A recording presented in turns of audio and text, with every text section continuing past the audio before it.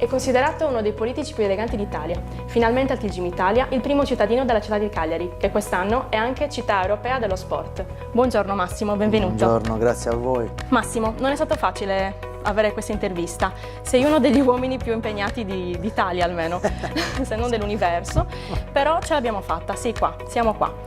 Cagliari sta sempre migliorando, è sempre più bella, questo lo dico col cuore perché è la mia città, però sei soddisfatto di questi grandi cambiamenti? Sì, ma insomma non penso di essere il più impegnato d'Italia, penso che ci siano fasi, poi soprattutto questa di fine anno, che è molto impegnativa per le amministrazioni pubbliche, una fase di chiusura dei bilanci, di chiusura dei bandi, delle procedure, di revisione della spesa per non mandare risorse tecnicamente in avanzo d'amministrazione, quindi spendere tutto il possibile in termini di capacità di spesa, perché altrimenti si rinvia all'anno successivo, quindi quasi si brucia un periodo molto ampio di diversi mesi di spesa. L'altro aspetto è che certo, quando i cittadini fermano, adesso l'ultima occasione è quella del termine dei lavori in Piazza Garibaldi, quando i cittadini ti fermano e comunque ti ringraziano, apprezzano il lavoro dell'amministrazione, certo, non si può dire che non sia contento. Poi io sono molto critico nei confronti di me stesso, quindi penso sempre che si possa fare meglio. Per quanto riguarda invece il titolo di città europea dello sport, sei soddisfatto di questo? Quello sì, quella è una bella iniziativa perché ha tanti significati. Intanto è stato un percorso che, come per la capitale italiana della cultura, la capitale europea della cultura, diciamo le candidature, al di là del posizionamento, poi certo arrivare ai primi fa sempre piacere, diciamo, a parte partecipare, ma vincere fa piacere. Consente intanto di creare una rete di lavoro comune tra associazioni, tra istituzioni e cittadini, tra il comune e l'associazionismo, in questo caso sportivo. L'altro elemento è la pubblicità. Cagliari ha un bisogno indispensabile di farsi conoscere. Noi diamo per scontato molto spesso ciò che non è, e cioè pensiamo che la Sardegna, la città di Cagliari, siano conosciute nel mondo. La verità è che se una persona parla di Londra, New York, Pechino, nel resto del pianeta, è verosimile che molti dei cittadini del pianeta sappiano dove sono queste città. Se le grandi capitali mondiali continuano sempre a pubblicizzare se stesse, pur avendo probabilmente un bisogno minore di farsi conoscere, ma avvertono il bisogno di farsi conoscere per l'innovazione, per il cambiamento, per la modifica, per i cambi che ci sono repentini e quotidiani, o per lo sviluppo o per aspetti di sviluppo nuovo, è indispensabile per noi, perché noi abbiamo un indispensabile bisogno di farci conoscere. Una nota dolente è invece lo stato delle piscine. Possiamo dare una speranza? Una frase di conforto per le famiglie e gli atleti? Un sorso d'acqua, diciamo, di conforto. Sì, è un problema. La verità è che le piscine hanno una serie di complessità. Sono costose, la gestione è costosa, sono energivore, cioè sono elementi che consumano energia, sono datate. Molte sono realizzate negli anni passati, probabilmente senza tener conto di tutti questi aspetti della gestione.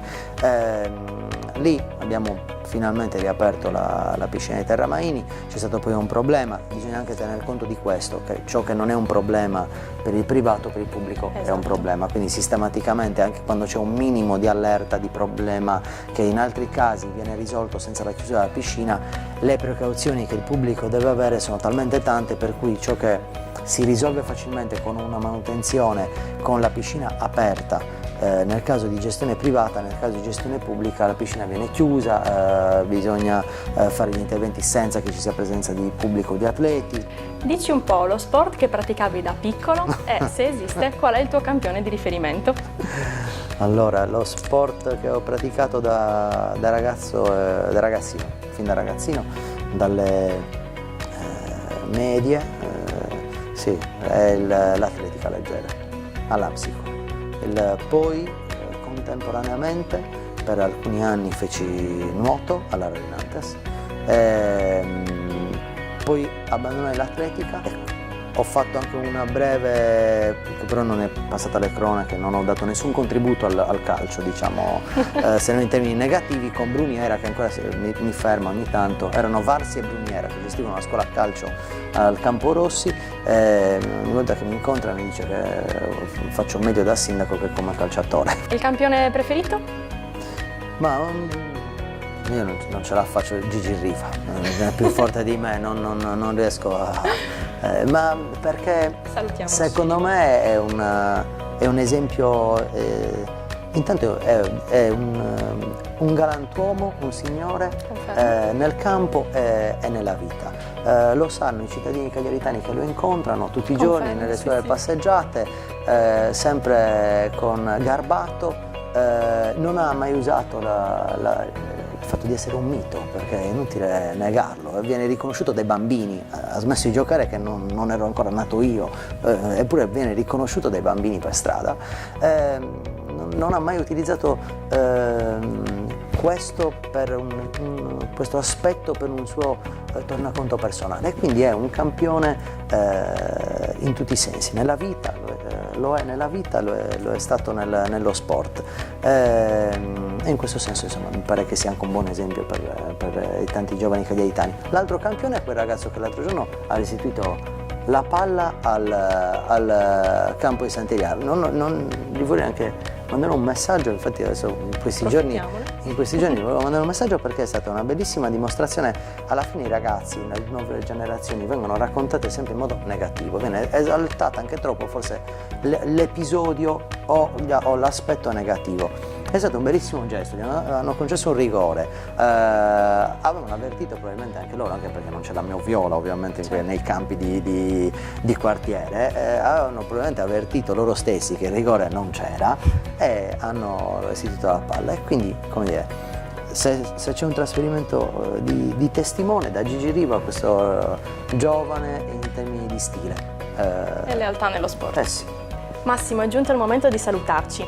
Oltre agli amici del TGIM ti chiediamo un messaggio, visto che le feste ormai sono imminenti, anche per tutti i sardi.